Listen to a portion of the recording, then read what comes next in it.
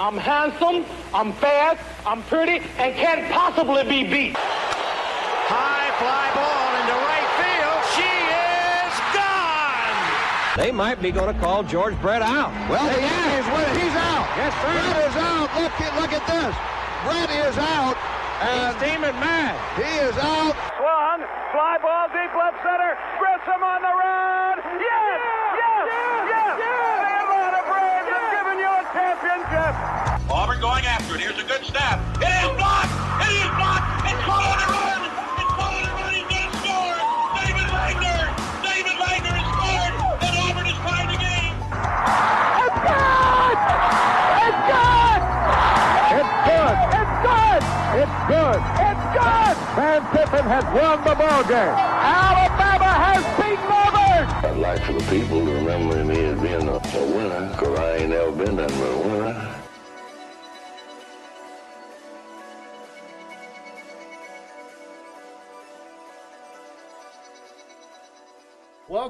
Welcome in to another edition of the Total Chad Sports Podcast. We are at number 87 on the list, and we thank everyone every single time we start the podcast for being a part of the fan, being a part of everything that it is the Total Chad Sports Podcast. We try to let you be a part of the podcast, whether it's live, recorded, whatever. Mostly live, because why would you even want to do it recorded? What am I talking about? First of all, what am I talking about? But throughout every live broadcast, we always have a live YouTube or Twitch chat. So whichever platform that you're watching the Total Chat Sports Podcast in, you have every chance to catch even recaps of the Total Chat Sports Podcast as we try to clip the best moments, the best craziness, the best talk, just whatever's going to grab somebody's attention.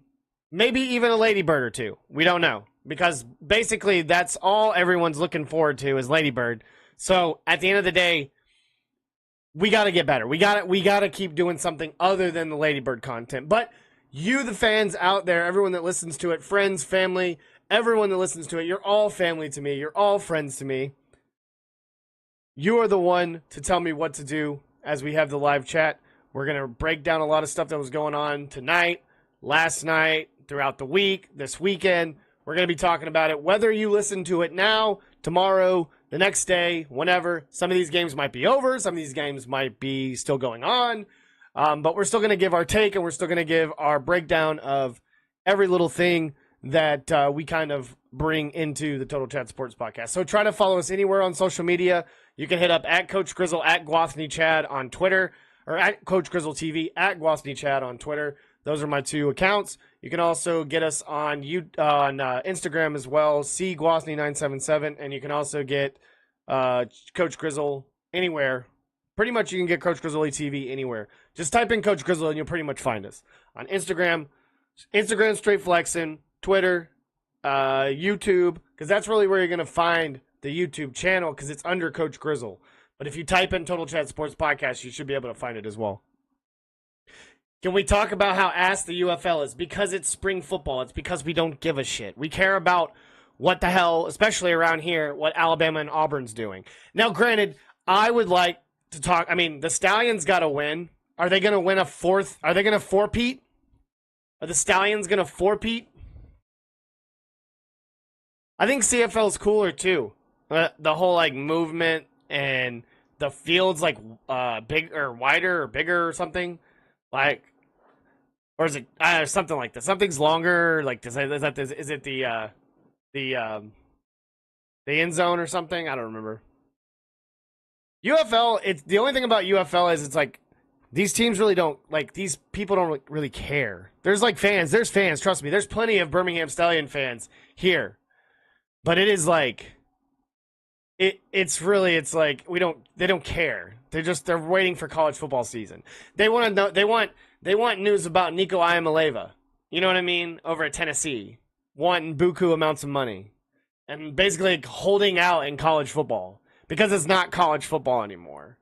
It's literally the NFL 2. That's all it is. It's always been the NFL 2.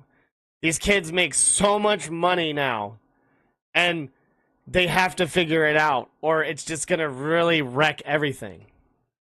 I mean, it's honestly ridiculous that we're over here that people are gonna have to bend over a barrel for some of these players.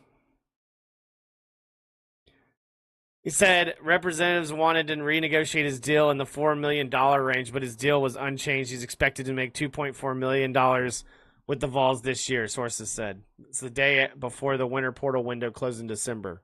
That's what the representative said. With the portal set to open Wednesday, Amaleva's representatives were again. Yeah, I'll put it down here for you. Let's see. Wrong one. Representatives were again looking for $4 million. Sources told ESPN that Tennessee wasn't going to blink and pay him any more money. Amaleva, the number 23 overall recruit in the class of 2023, signed a then unprecedented deal with Tennessee's NIL Collective in 2022, one that would pay more than $8 million over his college career where he committed to the program. It's ridiculous. This is honestly ridiculous. And once he gets paid or once they settle it or whatever, it's going to be weird in the locker room. I mean, it's going to be absolutely weird in the locker room because it's already NFL 2. Let's just stop. Let's just forget about that. Who are you growling at? She's over here growling. She's even mad. What's wrong? What's going on? What are you doing? What's wrong? What's going on with it? Why are you being annoying? Nobody wants you to be annoying. Who are you growling at? Who are you growling at? First of all, who are you growling at? You're over here just interrupting the stream. We're talking about Nico Amaleva trying to get $5 million, $4 million. And you're over here growling at something. What are you doing? What are you doing? You mad? Yeah? You think he's a bum too? You don't think he's worth the money? No, I don't think he is either. Nah. Yeah. Think? Who? Yeah? You wouldn't pay him that money either? No? Trying to be a part of it like normal? You just trying to be a part of the stream? Because this is really all it's about, is this dog right here? Yeah? Is that what it's about? What do you want? Why are you always interrupting the stream with your nonsense? Wagging your tail, being all happy girl. What do you need? What do you want? Figure it out. Dog runs the house. Dog is the best thing about it. Yeah, they get paid a lot. He's getting paid a lot of money. Pre-snap receiver running 20-yard end zones. Way Waterfield. Yeah, that's what I thought. Yeah. I don't know where she's going. I don't even know where that thing's going. Hold on. Hold on. Be right back. Hold on.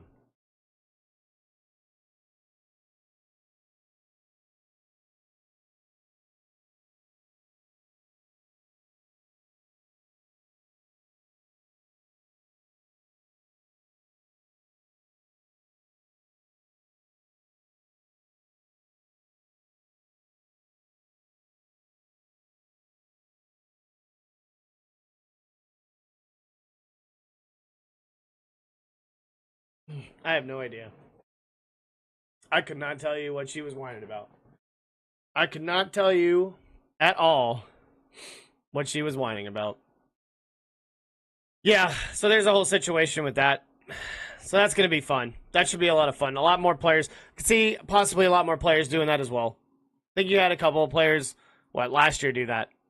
So, over some other crazy deals. That UNLV running back or quarterback, and then you had the running back, and then you had a bunch of people start. I mean, it's NFL 2. Just stop calling it college football anymore. It's literally the subdivision of English Premier League. It's the secondary league or whatever it's called. It's basically MLS Next Pro. That's we're just forget it. It's not college sports anymore. These people are employees. Just start paying them, have contracts, cut people if you have to. Go buy another quarterback. Because you'd be able to. You'd be able to find somebody or recruit.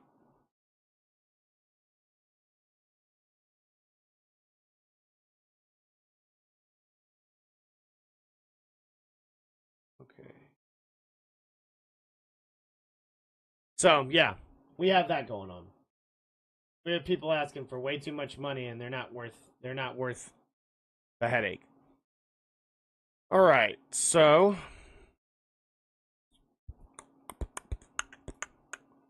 sticking with football, one of the cool articles I saw today on ESPN: Dwight Freeney returns to Syracuse, joining coaching staff. Former Indianapolis Colt, Atlanta Falcon. Tried to help the Atlanta Falcons win a Super Bowl, but of course Kyle Shanahan choked on his own vomit and lost that game. But he's going to join Syracuse.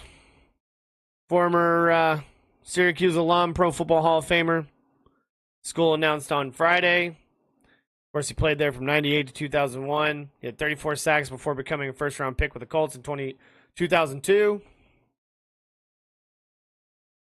2024, he had inducted to the Hall of Fame. His number 54 retired jersey at Syracuse later the same year. The time is now, said Freeney, said in a statement. I think that Syracuse has a lot of good things going, a great foundation, and I think they need a push to be able to maintain and exceed that. That is what I hope I am able to do. My schedule is now a lot freer than has been in the years past, so I'll be able to help however is needed and in whatever way I can. Went 10-3 last year in the first season under Fran Brown. I think it's awesome. I think it's really good for former players to want to get into the coaching side. I think it's a great opportunity. Obviously, a lot of them have so many doors open once like their playing career is over. And whether you're a Hall of Famer or whether you're just some guy that was, 6 years, 7 years in the league and gets a pension, and even guys that like maybe it didn't work out like 3 years, like Lattimore, right? Marcus Lattimore, dude, literally gets hurt, and he's a coach. So there's all the options, there's all these ways to be able to get it, but at the end of the day, it's going to be kind of cool to see. Obviously, Freeney being a part of that coaching staff, and you have all these other kind of coaching hires too. We'll see what happens with Michael Vick as a head coach. I mean, I like to see it in a positive way instead of just being like, oh, he's a popular person. Let's see what happens. Like Dion kind of created that, where it's like, even in his flashy play, even as a coach, whether you like him or not, he's very flashy. He can be sometimes a little about himself, but you can see what he pulls and what he brings over to a university, and I just hope that it's in a positive way. Financially is great, but what are you doing for the program? What kind of culture are you setting? Are you only there for 4 or 5 years? Is it really just a publicity stunt because you're just really a really popular person and you formerly played and you want to be a coach? And I think a lot of players that are hugely popular in the media can get, criticized because of that. And I just hope that it is in a positive way. So, I mean, it's good to see because guys will kind of gravitate around that. It's kind of like high school players having former college guys be on the coaching staff. Younger coaches in general. Older coaches, I say nowadays, older coaches, that whole thing like older coaches can't relate and all this kind of stuff. Older coaches can relate. Plenty of older people can relate to some of these younger guys. They've all been there before. They've all played the sport before. They've all kind of been around the technological advances and just improvements that have been in the game and the changes that have been to the game.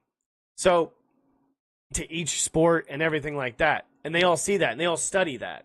But younger coaches, it's kind of like, it's more like a big brother kind of thing. And if you're like that fun, energetic coach, then a lot of the players, there's a lot of people that will like the really nice and kind of loose coach, but then you also have to have the hard ass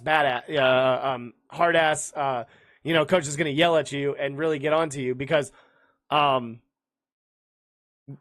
you can't just let them do whatever they want. You can't just kind of be a free. You have to have some discipline. You have to have some kind of order, and some kind of structure and some kind of level of respect, especially between the head coach and the players. Because in years past, it's like coaches could just leave, up and leave, get a new job, blah blah blah. What Nico's doing though, and what some of these other players are doing, where they're just up and leaving, being able to transfer or fighting over a deal or saying I need to get paid more or whatever, like it's just an issue. It's just a fungus in the locker room, everything kind of like that. But in itself, I think that's the reason why the NFL kind of handles it as good as they do. You don't see so much. It's kind of like monitored. Obviously, a lot of things are monitored. Obviously, stuff is censored.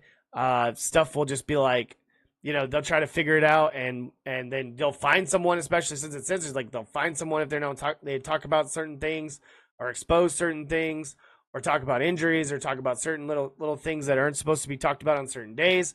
So it's like you got to figure out how to do that too in college, and I think it is pretty structured like that. Who runs the house? Lady Bird runs the house. She just growled earlier. Did you see that? This girl right here just growled for some reason. Being mean. You. Why are you being mean? Whatever. She's being mean. You should watch near the beginning. I'm talking about college football players and money disputes, and she's over here growling at something. Being a good protector. Being that good dog. Not being bad dog. Being good dog. Let's see. We got to have on this day ready for us later. Let's see. Of course, the Braves lost to the Rays today after Marcell Azuna's home run at 12:54 at night. Finished on 4:11. Game started on 4:10, finished on 4:11. Then turn around and have to go and play the Rays and lose to the Rays. But I kind of expected that. They were probably not fresh. Probably didn't go to bed. They probably didn't go to bed till like 4 in the morning. Because they probably partied.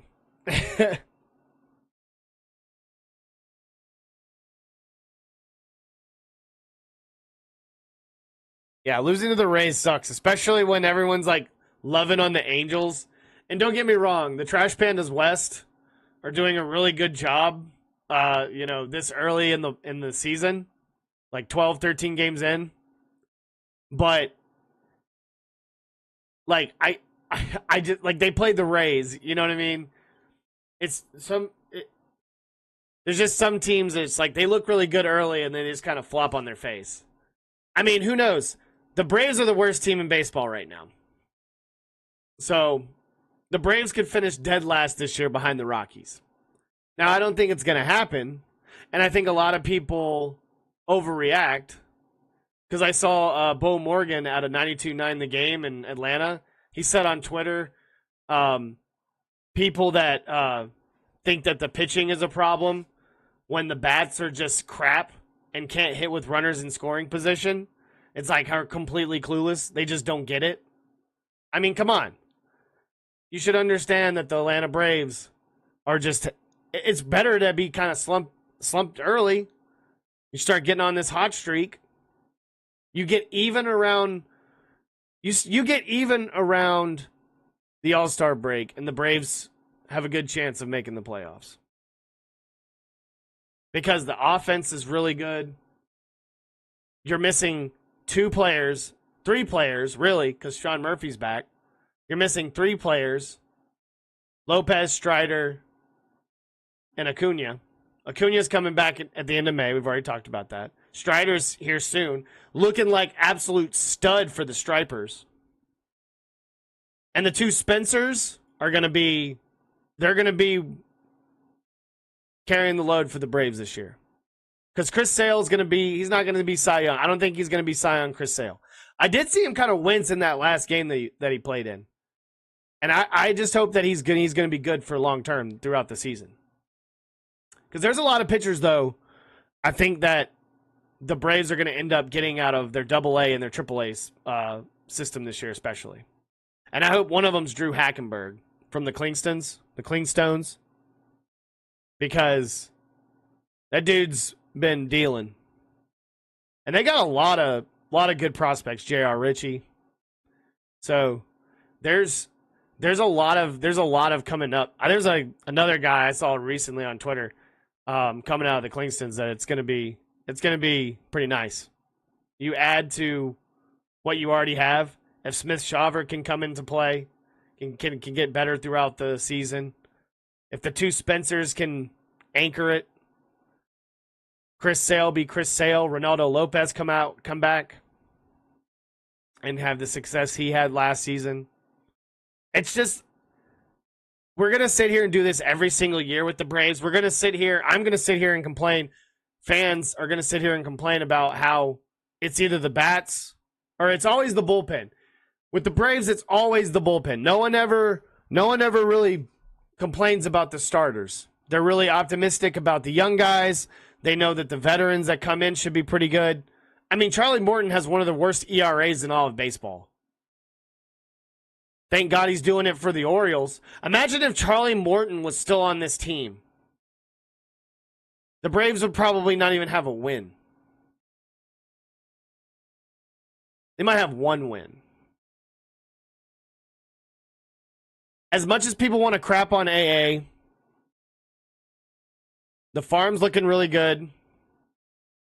The whole lineup is great when healthy. But it's not AA's fault when he puts together a roster and he gets an outfielder that everybody really prays to have and then gets slapped with an 80-game ban because he's had like one of his best seasons in like ever throughout his career the year before. Who knows?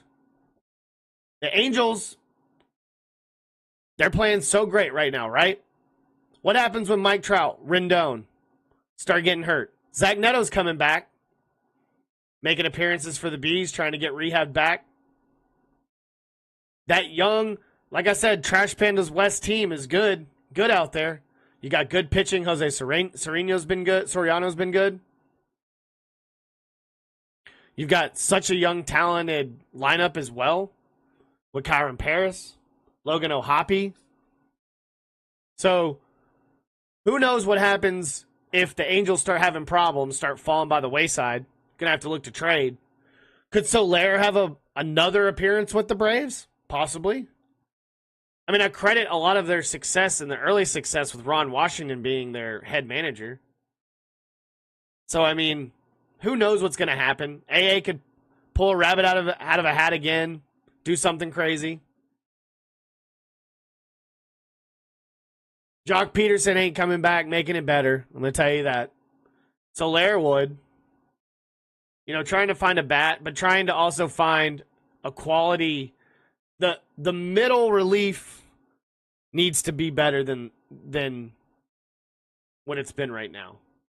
And it's either that's the problem, or not being able to hit and run with runners in scoring position. You don't have to be an expert. You don't have to be an affiliate. You don't have to be like some amazing smart person at baseball to understand how bad the Braves are right now. I could talk all day about how bad they are. I don't know where they're playing. It's at the Braves, though. It's at home.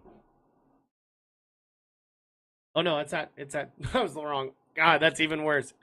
You don't have to do anything. It's at George Steinbrenner Field. Like the spring training place.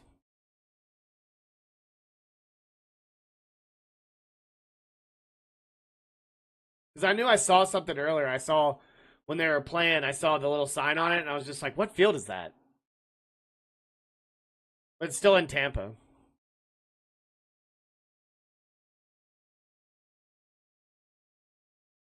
So basically, yeah, I remember this now because I made a joke about this, where I made a friggin' joke about this, where it's the Rays playing at another field that is a Yankees. It's like they're playing at the Yankees little field.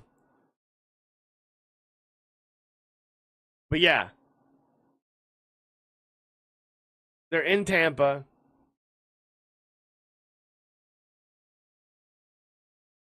They'll be in Tampa. See, that's the thing. You go on 2 road trips, you get 1 home series. I mean, you get like 2 division home series.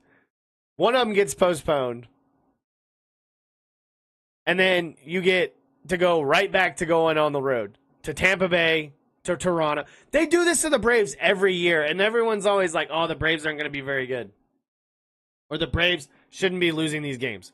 They're playing like really good AL teams early too. They're playing 2 of probably the best teams in baseball right now with the Dodgers and the Padres. And they were all on the road. They got to play Minnesota, St. Louis next at home. And then go back to Arizona and Colorado. And they have a really good chance, obviously, to be able to sweep both of those teams. They have a really good chance to possibly take 2 out of 3 out of Minnesota and take 2 out of 3 from St. Louis. Who knows what happens with the rest of this series with Tampa Bay? Then they got to play Toronto. So it's gonna be fun to see what the Braves will be able to do throughout this stretch. Once they get Strider, once they get Acuna. Because once he's healthy and playing and he's in that outfield and electrifying the crowd and electrifying the team, energizing the team as much as possible, being that anchor in the outfield. Because that's the thing. Even Chris Harris hasn't been like super great defensively in the outfield. And he damn sure hasn't been great when it comes to the bat. So we'll see what happens. Braves are the worst team in baseball, 3-10. And I don't know. Did the Rockies lose? I'm not sure. I'll have to look. Did the Rockies lose today? Or is the Braves still the worst team? Nope, tied for the worst team. It's White Sox. Okay. The Rockies are 3-10 now. Because they were 3-9 earlier when I was looking at the standings. Just changed. So tied for the 3 worst teams in baseball.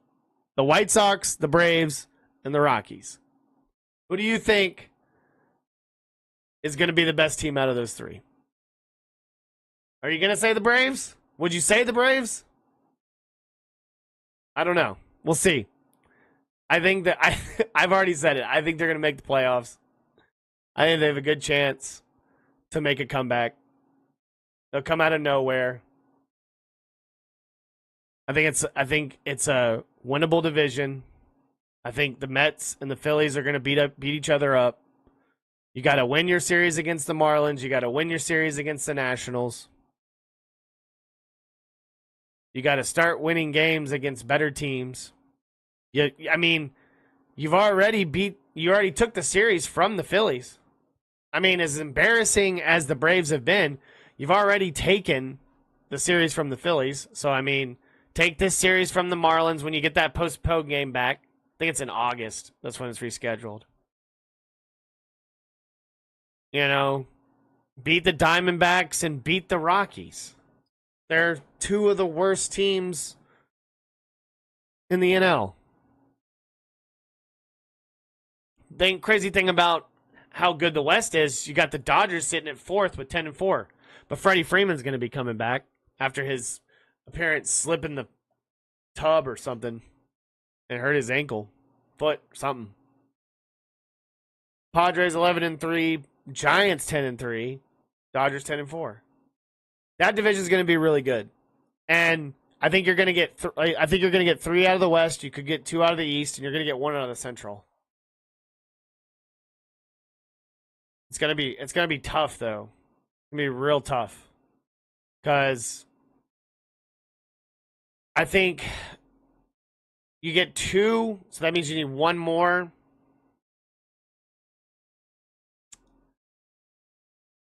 If the Braves can make it, I don't know if the Brewers will.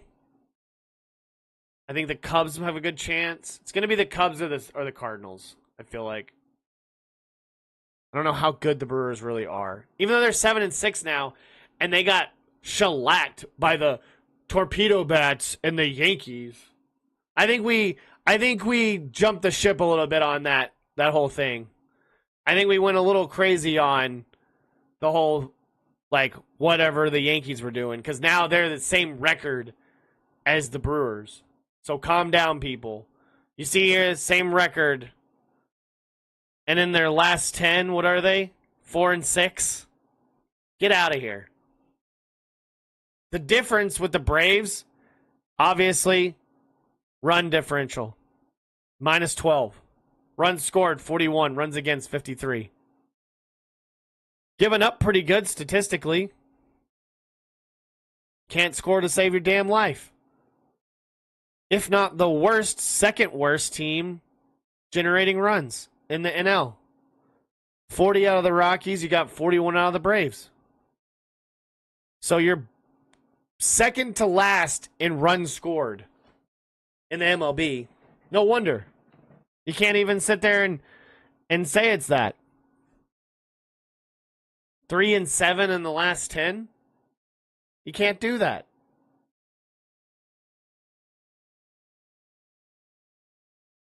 So, in years past, it's all been about runs. Especially last year, in the first 2 games, he scored like 21 runs and 32 hits. So, I mean, it can happen. Stuff can happen. Sparks can happen. All it takes is like a 10-game win streak. All it takes, and it happens in baseball all the time. 7, 8-game win streak. You're right there, tied. You're 1 over 500. You make noise. You spark that offense. The pitching's looking really good. Starting pitching. So, we'll see what happens. Crazy, the Tigers are at top of the Central.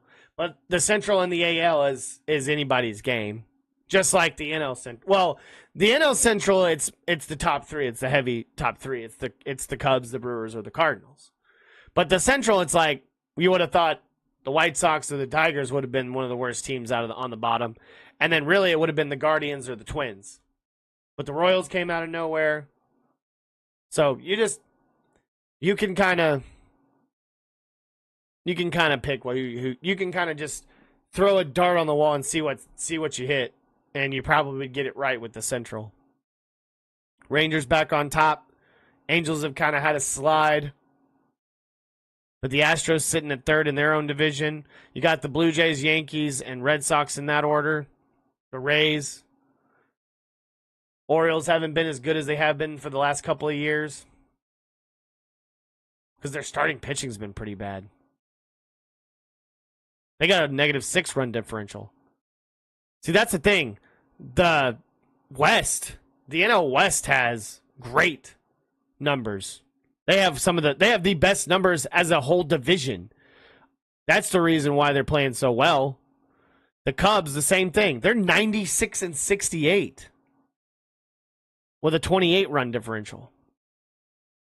So, in years past where you've always seen where it's the Yankees, the Reds, or not the Red Sox, but it's like the Yankees, the Red Sox, the Guardians, and then you'd be like the Astros and just the Astros, really. You would have all this crazy run differential, right? And they would be some of the most teams on here. Now it's all the East. You got 22, 26, but then you got the Cubs at 28. Now the NL is over here bringing the bats. But I mean, look how talented that Dodgers roster is, and they're only 15 run differential. And how good their lineup is. So it's gonna be fun. As much as people think that these torpedo bats are making a difference and blah blah blah, like, get out of here. Are we done with that? Is that a thing of the past? Because I feel like that's just, yeah, we're done with that. We're completely done with that. That's just over. We don't even need to talk about that anymore. Well, we need to talk about Trash Pandas get the dub tonight. Split the doubleheader. They had a doubleheader because last night it rained. Because it always rains on Cat/Dog Night. It's been like 2 times that I've been at those games. it's been absolutely hot. All the other times, it's either rain the day of, or it rains during a little bit throughout the game. It's never like a real, like, it's always a damp night. Let's just say that. It's always a pretty damp night. And it's always a fun night, too. You can bring the pooch to the park. Getting excited for HCFC next week. They have dog night. Going to take the bird to dog night. She's going to watch some soccer. But Trash Pandas dog night / cat night, but it was cat night last night, got canceled. Turned into a doubleheader. They lost the first one 0-4. Came back and won 7-6 tonight. Kyron Paris hit a home run. Sam Brown hit a home run. I think Sam Brown hit a home run. I have to go back and look. Let's see.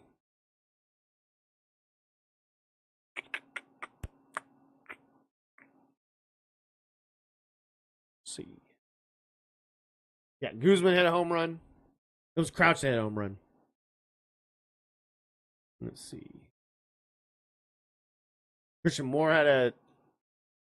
What did he have? Did he not hit? I guess he didn't hit one. It was Guzman that hit the 2-runner. That was in the third. Let's see. Yeah, Crouch hit the other one. I thought Sam Brown hit the other one. I think I was just reading his stats earlier when I was watching the broadcast. He had 1 home run and 2 RBIs, I think, on the season. I think he had a home run last night. Or not last night, Wednesday night, maybe? Let's see. I'll go back and look. Yeah, Guzman hit the 2-runner. I remember that. Christian Moore hit a double. I thought he had a home run. But Crouch hit the other home run. It was a solo. That was what really even got the Pandas even in the game. It was 5-1 in the bottom of the second. And then the bottom of the third, Guzman hits the second one. Crouch hits a single that scores and gets Sam Brown in, so it's 5-5. Christian Moore hits a double. That scores 2. And then they ended up winning the game 7-6. It was a really good game. And I will say this. I've said this to other people, said it on social media. Chris Harris from the Mississippi Braves coming over to the Trash Pandas, doing a lot of the promotional work and doing a lot of the post-game and doing some of the broadcasts as well. Teaming up with Josh Carey is absolutely spot on. For the Trash Pandas, it's top-notch. I mean, it's literally sounds so professional. Years past, Logan from last year, Logan Barandis, he's with the Stripers right now. He's good. He's really good. But I think the chemistry wasn't there. And I think with Josh. And I think now with Chris, the chemistry with Josh is very good. And how knowledgeable I feel like Chris is throughout the broadcast just sets the tone throughout the entire broadcast. I mean, because he can just kind of bring up some stuff. He's really knowledgeable. He's very entertaining. He seems to be like, it just sounds clear cut. You know what I mean? And with them together, especially on the TV broadcast, it's just top of the line. I mean, I really do enjoy it. And as a fan, I mean, I think a lot of people will enjoy it. And I think he really embraces being here in the Rocket City. And it gives, from what I heard, from what people have told me from the Trash Pandas, is that it gives Josh more of an opportunity to sell and kind of put his name out there and kind of help the organization as well.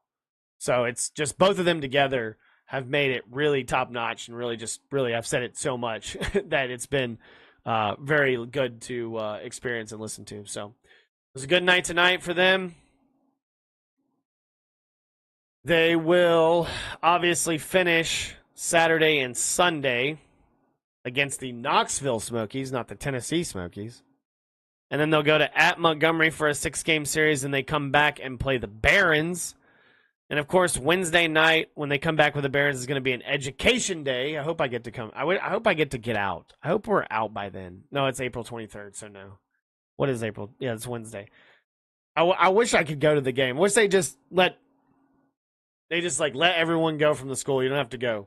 It's always the elementary kids, though. I have to work in elementary school. I can't. I can't work at a high school and go. It's like basically it's just playing hooky. It's just going to the baseball game. It's just literally saying that I'm sick and not going.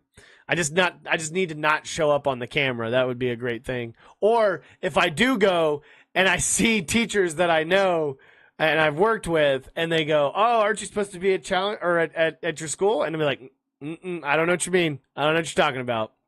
So it's gonna be really cool because you got Kate and Dana bobblehead night on Tuesday, Education Day. It's ladies' night always on Tuesdays, but Education Day on Wednesday, so it'll be an 11:05 getaway game. Raise the Roof T-shirt giveaway, comic and pop culture on Thursday. Might go to that one on Thursday. Utility Worker Appreciation Night on April 25th. Superstars appearance on 26th. And then Bluey is coming April 27th for the kids. And then they can run the bases. Then they go back to Knoxville, and then they play Montgomery. So they're going to have like 3 education days in a row.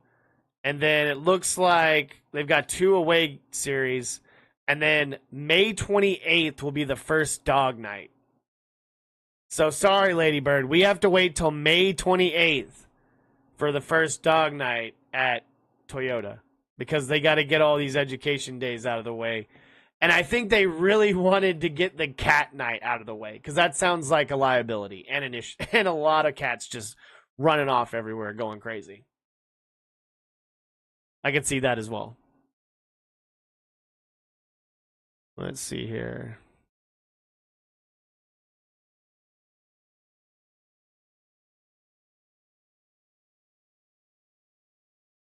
See. So we got down that. We talked about that. Is there anything else that's really like pressing? Anything really that we wanted to talk about? The Masters. Do we really care about the Masters? Does anyone in my chat, does anyone in the Total Chad Sports Podcast even care about the Masters? Or do you have money on this game? Justin Rose is 8 under, right above Bryson DeChambeau, who's 7 under. Rory 6 under. Corey Connors is 6 under.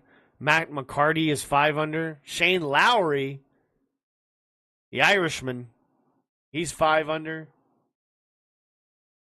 Let's see. Scotty Scheffler's 5 under. It's going to be, from Scotty Scheffler up, it's going to be a really fun, that's a fun list of, if you, like, even if you really don't know golf, like, I swear, that's a really good, that's crazy. That's a really good, like, top 9 or top 10. Jason Day, really, and Victor Hovland, Rasmus Højgaard. I mean, that top 12 right there, especially Jason Day, if Jason Day can be Jason Day of old. Colin Morikawa's sitting out there. Hideki Matsuyama's right there. Sungjae Im, Patrick Reed, Xander Schauffele's right there at the bottom. But they're all like 2 under. Not really pressing.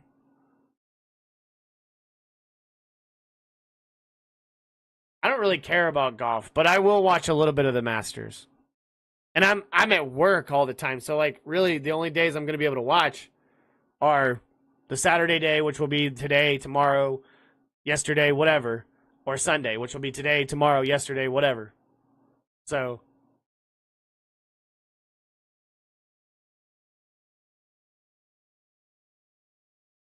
let's see.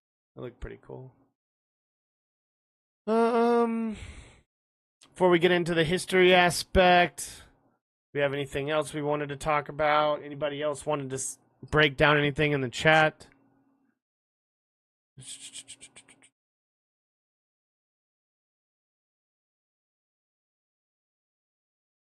see. Hawks won tonight, beat the 76ers, but the 76ers are looking for that number 1 overall pick. In the draft lottery, Trae Young had 91, 30, and 10. It's his 91st 30 and 10 game tonight. Karis LeVert had 28. He's had like 23, 24, and something else like in his last 4 games since even being with the Hawks. Had like his best game since joining the Hawks this year.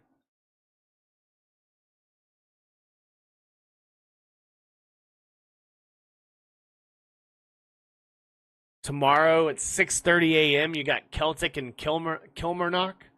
If you're into that. Into the Scottish Premiership like I am. Leganes and Barcelona at 2 o'clock. You're going to watch that game, right? Atlanta plays New England. Lazio and Roma. 1:45 on Sunday. The Derby. That's going to be fun. Got to see that live in Stadio Olimpico. Aston Villa and PSG play. Liverpool and West Ham. Predators and Golden Knights. Jets and Blackhawks. Dallas and Seattle. Bunch of good games of all different types of sports going on tomorrow. Those are my games. Celtic and Kilmarnock. I'm ready for that game, baby. All right, let's get down to... Let's go to History with Coach. How about that? We're going to do that. We're going to do On This Day with onthisday.com. On This Day with Coach.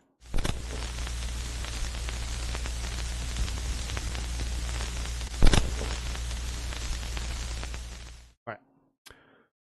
In 491, Flavius Anastasius, Flavius Anastasius becomes Byzantine emperor as Anastasius I, often called the first Byzantine emperor.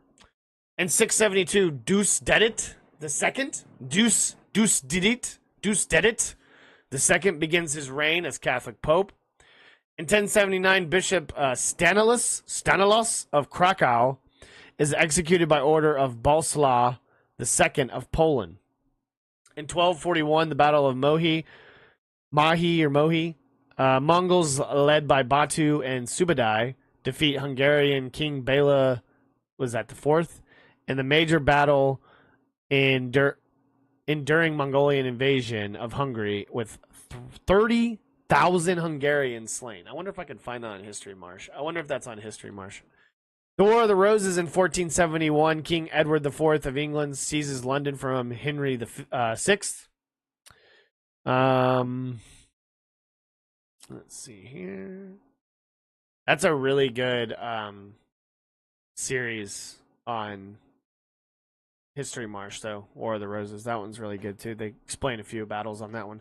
There's one, it's like the bloodiest battle in England, or England's ever had, or whatever. It was like in the snow. 1512, Battle of Ravenna. French forces under Gaston de Foix defeat the Holy League in a major battle of the Italian Wars. I'm pretty sure that's in History Marsh as well.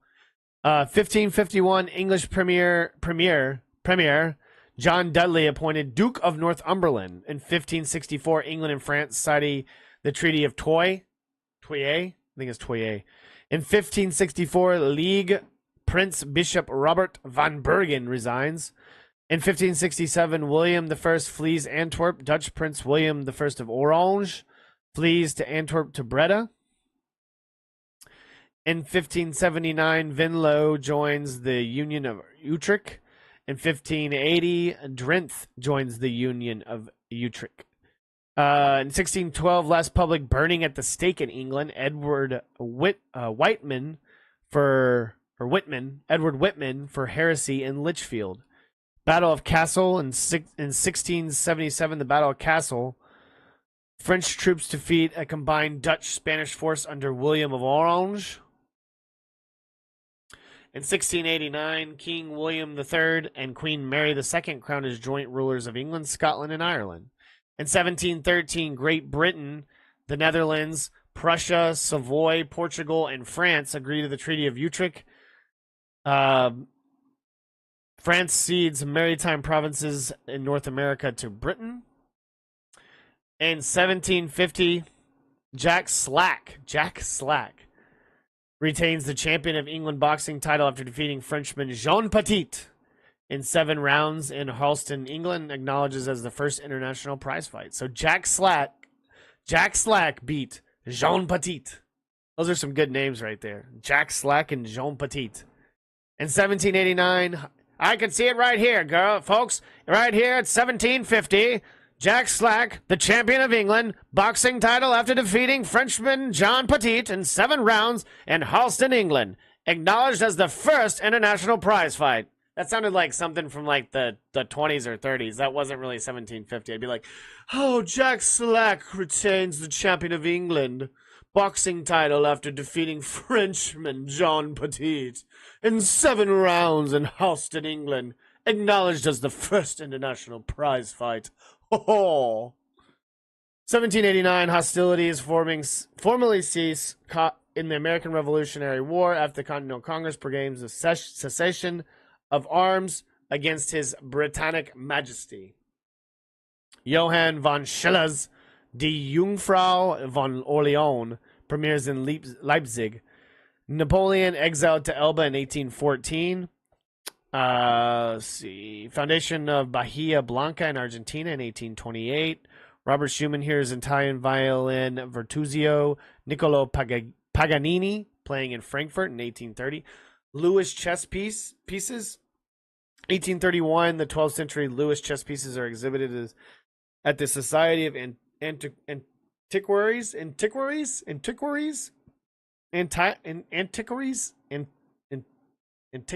I can't say that word.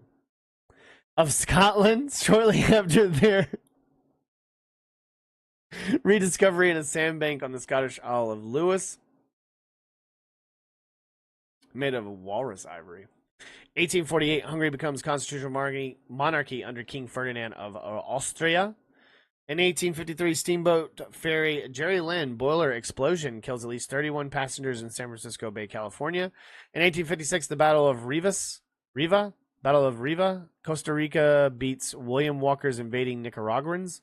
In 1862, Confederates surrender at Fort Pulaski, Georgia. In 1863, Battle of Suffolk, Virginia, and Norfleet House. Lincoln urges conciliation. In 1865, Abraham Lincoln urges the spirit of generous conciliation under Reconstruction.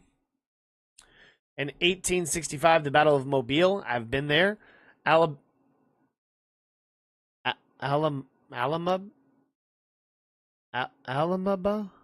evacuated.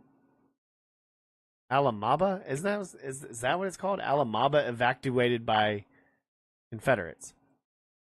In 1868, the shogunate in... I've been to Fort Morgan, but I've never been to Alamaba. It's Alamaba. I've never been to Alamaba. In 1868, the shogunate is abolished in Japan. So that was right after. So have you ever seen Shogun, the show? Like, that's the dynasty. That's his dynasty that ends up being abolished in 1868. Because it's like, that's right when it's over. That's when you have Tom Cruise as the last samurai. So blame Tom Cruise for the shogunate ending in 1868. In 1881, Spelman College, founded as Atlanta Baptist Female Seminary and basement of Friendship Baptist Church in Atlanta. 1891, 8-year-old Jewish tailor's daughter appears in Greece. Rumors spread that she was a Christian girl ritually killed by Jews. In 1895, Anaheim completes its first new electric light system.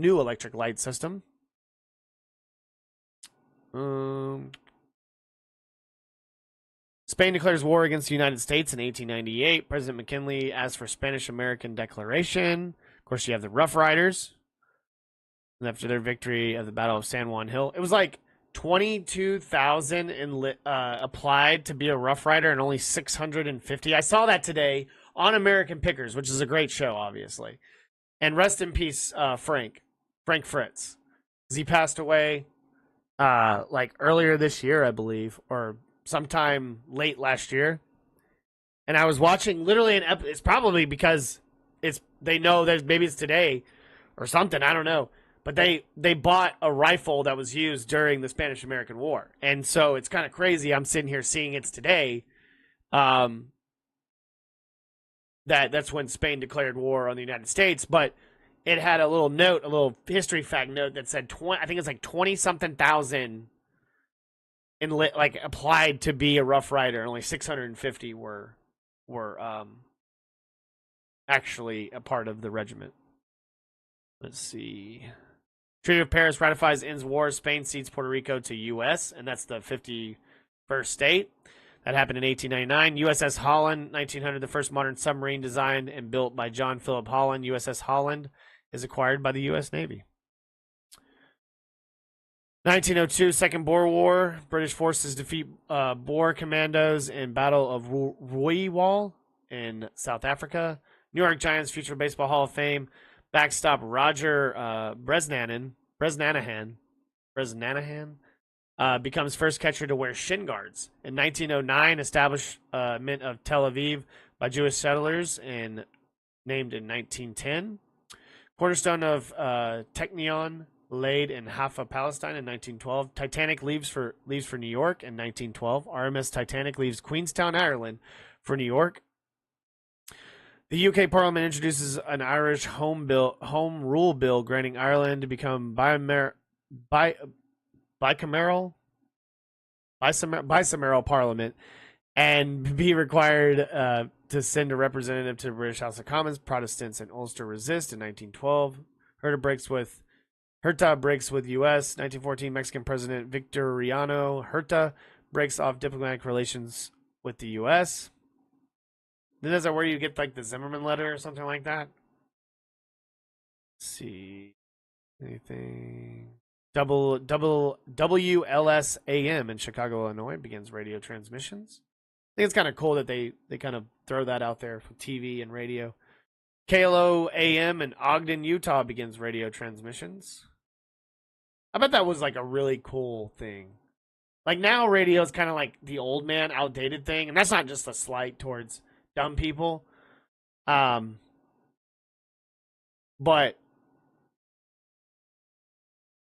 like, it's just, I bet even then, obviously there's no TV, but you were hearing it for the first time. You've never been able to hear it, but it's like being able to produce it out there. And it's like, that's what you're listening to. You know what I mean? And now it's like, it's all mainstream now. It's all turned into really just digital, or it's podcasts or whatever. But it's like most people just end up listening to podcasts than really just listening to straight radio. And so like, it's kind of crazy how in 100 years, radio's kind of like gone by the wayside, obviously. But you still get some great broadcasts, which the Braves. I love listening to the Braves on the radio rather than on TV. Granted, I love the TV broadcasts, but I'm just always been a radio homer guy. So, Goering, Premier of Prussia in 1933. Hermann Goering becomes the Premier of Prussia. Hungary leaves in League of Nations in 1939. 1941, Germany blitzes Coventry, England. Hitler will have to break us or lose the war. In 1941, Jewish weekly newspaper taken control by the Nazis. 1941, Nazi occupiers in Netherlands confiscate Jewish assets. 1942, U.S. Merchant Marine Distinguished Service Medal established. In 1943, American helicopter designer Frank Piasecki, Vertol founder, flies his first single rotor craft. In 1944, RAF bombs Census Bureau in The Hague. 1945, Allied troops liberate Basket Kapuskum. U.S. forces liberate Buchenwald. In 1945, 4 soldiers in the 6th Armored Division of the U.S. Third Army liberate the Nazi concentration camp Buchenwald, freeing in thousands, including Elie Wiesel, which I've read his book. What's it? I cannot remember what it's called. We're going to have to look this up. Hold on.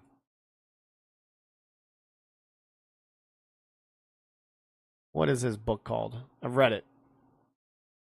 I've literally read his book. He wrote a book. What was his book called? Let's see.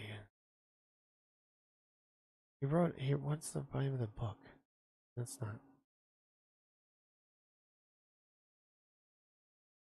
As a writer, here we go. I know I read it in school. If anyone knows, let me know. Yeah. Is this it? Is that at night? Is that what it was called?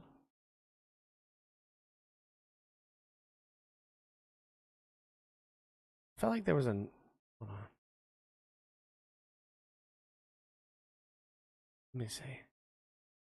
Is that what it was? Yeah, it was night. Okay. So I did read this. I'd read this in high school. It was night. Yeah. Okay. Now I remember. Alrighty, let's see. SS burns and shoots 1100 at Gargodeline, Belgian, Gargodelegend. 1945, U.S. captures Sugan Shima. 1945, U.S. troops conquers Molheim, Oberhausen, Bochum, Una, and Essen. Prince Rainier III, 1950, becomes ruler of Monaco. Truman relieves MacArthur in 1951. Relieves General Douglas MacArthur as command in Korea. 1950, U.S. B-29 bomber shot down over Latvia. The Battle of Nanry Island takes place in 1952. Marty, by Delbert Mann, starring Ernest Borgnine and Betsy Blair, premieres in New York in 1955. Best Picture in 1956. Attempt on Chinese premiere. Chartered Air India plane Kashmir Princess is bombed and crashes in the South China Sea in a failed assassination attempt by Zhao Enlai by a Kuomintang secret agent, 1955. Let's see. Drysdale's second opening day home run in 1959. It's a second and open. Don Drysdale his second opening day.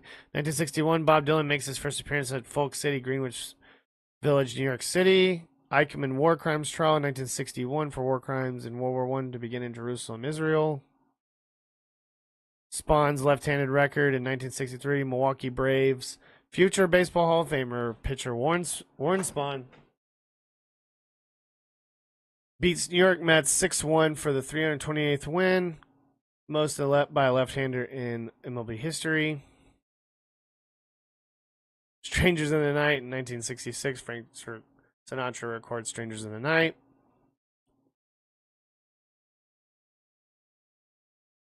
(1968) U.S. President Lyndon B. Johnson signs the 1968 Civil Rights Act.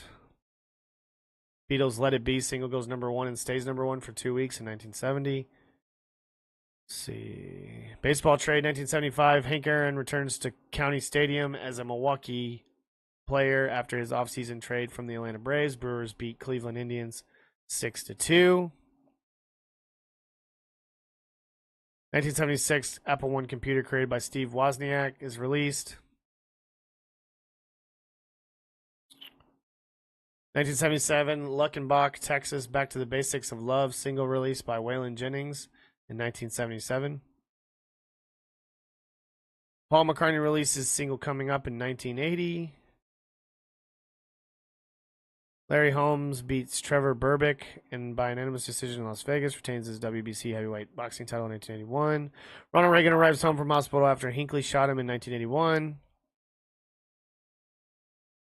Let's see.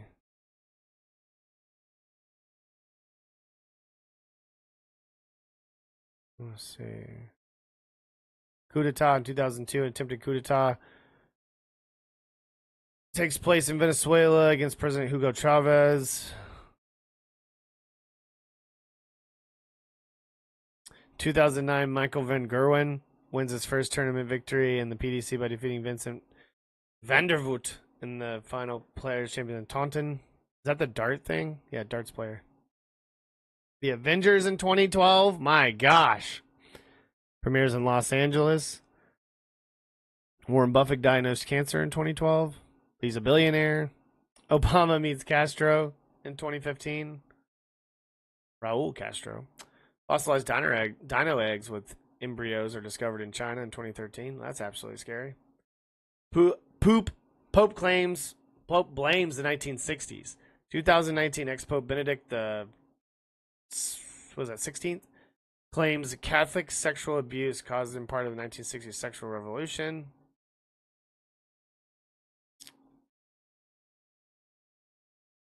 WikiLeaks, dude. All right, let's see any birthdays.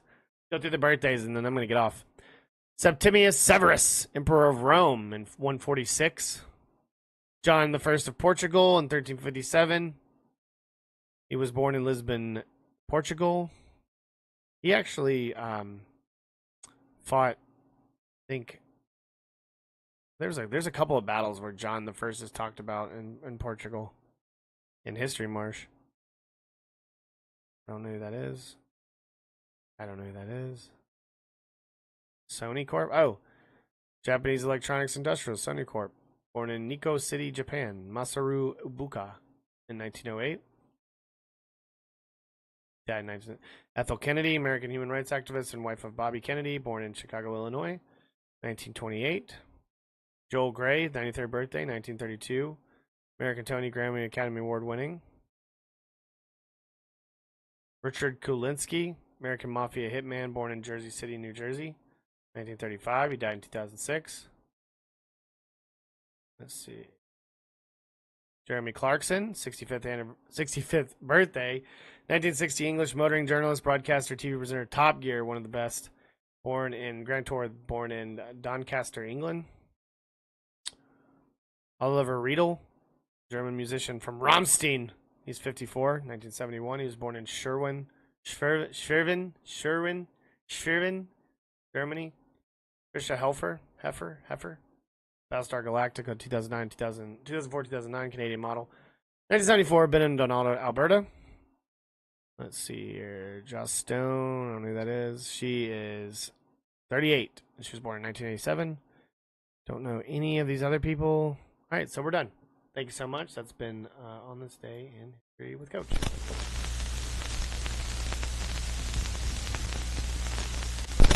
All right. We're done. Thank you so much for being a part of the Total Chat Sports Podcast. Thank you so much for being a part of the chat. You know who you are.